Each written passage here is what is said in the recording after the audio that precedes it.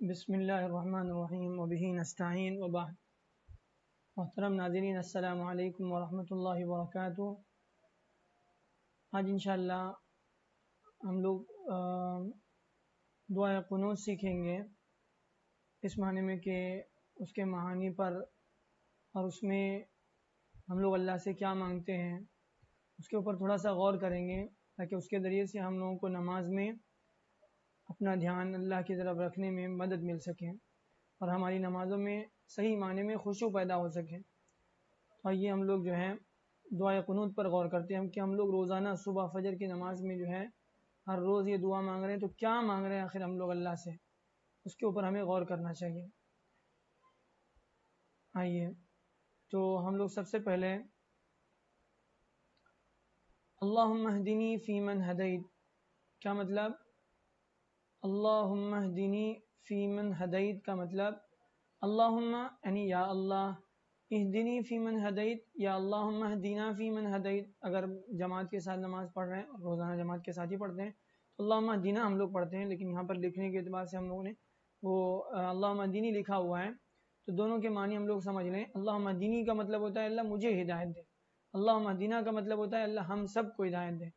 تو جب ہم لوگ جماعت کے ساتھ ہوتے ہیں تو اللہم اہدنا فیمن ہدیت وعافنا فیمن عافیت، سب میں نا یوز ہوتا ہے تو وہ جمع کے لیے استعمال ہوتا ہے۔ اللہم اہدنی فیمن ہدیت، اے اللہ مجھے ہدایت عطا فرما، فیمن ہدیت جس کو بھی تو ہدایت دے، یعنی مجھے ان لوگوں میں شامل فرما جن کو تو نے ہدایت دی ہے، اللہ مجھے بھی ان میں شامل فرما۔ ٹھیک ہے، ہدایت کتنی اہم دعا ہے، ہم نے سورہ فاتحہ میں بھی اس کے اوپر جو ہے بہت ساری تفصیلات جو ہے آپ کے سامنے بیان کی تھی۔ تو بہرحال ہدایت ہماری سب سے بڑی ضرورت ہے، اس کو اللہ سے مانگنا ہے۔ اہدنا الصراط المستقیم میں بھی ہم اس کو مانگتے ہیں، اہدنا ہدایت، رہنمائی، گائیڈنس اللہ کی طرف سے جو ہے، یعنی مستقل زندگی کے ہر موڑ پر جو ہے ہمیں اللہ کی رہنمائی کی، ہدایت کی ضرورت پڑتی ہے، تو وہ ہم لوگ اس میں مانگتے ہیں۔ اللہم اہدنی، اللہم اہدنا فیمن ہدیت، اللہ جن کو تو نے ہدایت دی ہے ان میں ہمیں بھی شامل فرما۔ وعافنی فیمن عافیت، وعافنا فیمن عافیت، وہی عافنی عافیت، اللہ مجھے عافیت عطا فرما یا ہم کو عافیت عطا فرما، یعنی ان لوگوں میں مجھے بھی شامل فرما جن کو تو نے عافیت دی ہے، ان میں مجھے بھی شامل فرما۔ وعافنی فیمن عافیت، اس کے بعد وتولنی فیمن تولیت، وتولنی، ولی عربی میں دوست کو بولتے ہیں، ساتھی کو بولتے ہیں یا کارساز کو بولتے ہیں، تو الا ان اولیاء اللہ لا خوف علیہم ولا هم يحزنون، قرآن مجید میں ہم لوگ پڑھتے ہیں۔ ولی کا مطلب اللہ کا دوست، تو وتولنی، اللہ مجھے بھی ولی بنا، فیمن تولیت جس کو تو اپنا ولی بنا، یعنی مجھے ان لوگوں میں شامل فرما جسے تو اپنا دوست بناتا ہے۔ ٹھیک ہے، اس کے بعد وبارک لی فیما اعطیت، وبارک لی فیما اعطیت، اللہ جو کچھ تو نے مجھے دیا ہوا ہے اس میں مجھے برکت عطا فرما۔ بارک، برکت، وہ لفظ سے ہی پتہ چل رہا ہے۔ وبارک لی، اللہ مجھے برکت عطا فرما، فیما اعطیت، ان چیزوں میں جو کچھ تو نے مجھے دی ہوئی ہے، یعنی تیری جتنی نعمتیں اللہ تو نے مجھے دی ہے ان سب میں مجھے برکت عطا فرما۔ ٹھیک ہے، وقینی یا وقینا شر ما قضیت، وقینی یا وقینا شر ما قضیت کیا مطلب؟ اے اللہ مجھے ان ساری برائیوں سے بچا جس کا تو نے فیصلہ کیا ہے۔ جو دنیا میں جو کچھ بھی ہوتا ہے، جو کچھ ہو رہا ہے، جو کچھ ہونے والا ہے، سب اللہ کے فیصلے سے ہوتا ہے، سب اللہ کے حکم سے ہوتا ہے، لہذا اللہ کوئی کسی شر کا دنیا میں فیصلہ ہو جائے تو اس سے میری حفاظت فرما۔ ٹھیک ہے، انک تقضی ولا یقضی علیک، انک تقضی ولا یقضی علیک، بے شک، ان بار بار ہم لوگ قرآن مجید میں پڑھتے ہیں، ان کا مطلب ہوتا ہے بے شک، انڈیڈ، بے شک تو تیری ذات، تقضی ولا یقضی علیک، قاضی، تقضی، یقضی اور نقضی اس کے معنی ہوتے ہیں فیصلہ کرنا، تو تقضی تو فیصلہ کرنے والا ہے، تو فیصلہ کرتا ہے، ولا یقضی علیک تیرے اوپر کوئی فیصلہ کرنے والا نہیں، تیرے اوپر کوئی فیصلہ نہیں کر سکتا، یعنی سارے فیصلے تیرے حکم سے آتے ہیں۔ ٹھیک ہے، تو ہی فیصلہ، یہاں سے اللہ کی تعریف شروع ہو رہی ہے کہ اللہ تو ہی فیصلہ کرنے والا ہے ساری چیزوں کا، تیرے اوپر کوئی فیصلہ نہیں کیا جا سکتا۔ وَإِنَّهُ لَا يَذِلُّ مَنْ وَالَيْتَ، اور یذل ذلیل ہونا، وہ ذلیل نہیں ہو سکتا، وہ شخص جو ہے کبھی بے عزت یا ذلیل نہیں ہو سکتا جس کو تو اپنا دوست بنا لے، جس کے ساتھ تیری دوستی ہے وہ ذلیل نہیں ہو سکتا. ٹھیک ہے، یعنی ہم نے پیچھے دعا کی اللہ سے کہ اللہ ہمیں اپنا دوست بنا، تو پھر اللہ کی تعریف یہ ہے، یعنی گویا اللہ کے پاس اللہ کی جو ہے یعنی اللہ کے دربار میں اللہ کی بڑائی، اللہ کی کبریائی جو ہے بندہ اس طرح سے یعنی اس کو کہنے کے لیے سکھایا جا رہا ہے کہ اللہ تو جس کو اپنا دوست بنائے وہ کبھی ذلیل نہیں ہو سکتا، یعنی ہمیں بھی اپنا دوست بنا. ولا یعز من عادیت، اور جس سے تو دشمنی کر لے پھر اس کو دنیا میں عزت نہیں مل سکتی، وہ جس سے یعنی جس نے تجھ سے پنگا لے لیا وہ گیا کام سے. ولا یعز، اس کو عزت نہیں مل سکتی جس کے ساتھ تو دشمنی کر لے، یعنی تو تیری دشمنی کسی نے مول لے لی تو پھر اس کو دنیا میں عزت نہیں مل سکتی.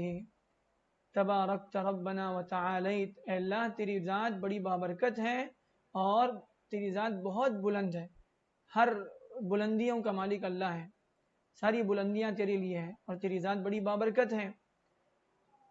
تعالی تعالی تعالی مطلب بلند ہونا، جیسے ہم لوگ اللہ کے ساتھ جو ہے ایک لفظ ہم اکثر اللہ کی صفت وہ استعمال کرتے ہیں، اللہ تعالی بولتے ہیں، کیا مطلب؟ یعنی اللہ بلندیوں والا، عزت والا، بلندیوں والا. ٹھیک ہے، اللہ تعالی، تو تعالی کا مطلب ہوتا ہے بلند.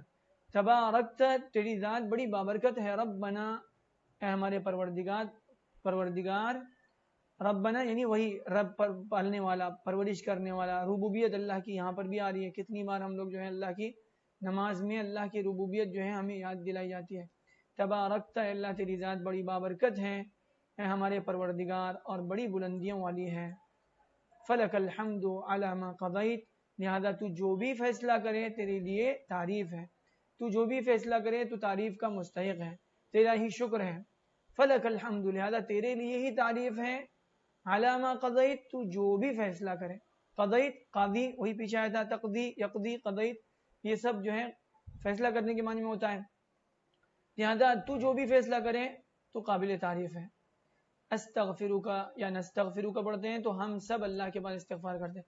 استغفرک کا مطلب ہوتا ہے میں استغفار کرتا ہوں، اللہ میں تجھ سے معافی مانگتا ہوں، میں اپنے گناہوں کی تجھ سے معافی مانگتا ہوں. اتوب الیک، اور تیری طرف رجوع کرتا ہوں. توبہ کا مطلب ہوتا ہے پلٹنا، تو رجوع کرنے کے معنی میں توبہ کرنا، استغفار کرنا ہم لوگ اردو میں بھی استعمال کرتے ہیں. تو استغفرک، اللہ میں تجھ سے معافی مانگتا ہوں اپنے گناہوں کی. واتوب الیک، اور میں تیری طرف پلٹتا ہوں. واتوب الیک. وصلی اللہ تعالی علی خیر خلقہ سیدنا محمد وعلی آلہ وصحبہ وبارک وسلم. وصلی اللہ تعالی علی خیر خلقہ، یعنی یہ درود ہے اللہ کے نبی صلی اللہ علیہ وسلم پر. جب بھی ہم لوگ دعا کرتے ہیں، اللہ کی تعریف کرتے ہیں، اللہ کے نبی صلی اللہ علیہ وسلم پر درود پڑھتے ہیں، یہ ہمیں سکھایا گیا ہے، یہ دعا کے آداب ہیں. آدمی جب بھی اللہ سے دعا کریں تو اللہ کی بڑائی، اللہ کے حمد و ثنا کریں، اور اللہ کے نبی صلی اللہ علیہ وسلم پر درود پڑھیں اور تمام انبیاء پر درود پڑھیں، اور اس طرح سے جو ہے پھر اپنی جو گزارش ہے اللہ کے سامنے، اللہ کے دربار میں پیش کریں. اور آخر میں بھی درود پڑھیں، آخر میں بھی اللہ کی تعریف، اللہ کی بڑائی، شروع میں بھی آخر میں بھی کریں. تو یہاں پر بھی جو ہے وہی یعنی اس سے بھی ہمیں جو ہے وہی سبق مل رہا ہے کہ آخر میں یہاں پر بھی اللہ کی بڑائی، اللہ کی تعریف ہوئی، پھر اس کے بعد اللہ کے نبی صلی اللہ علیہ وسلم پر درود بھیجا رہا ہے.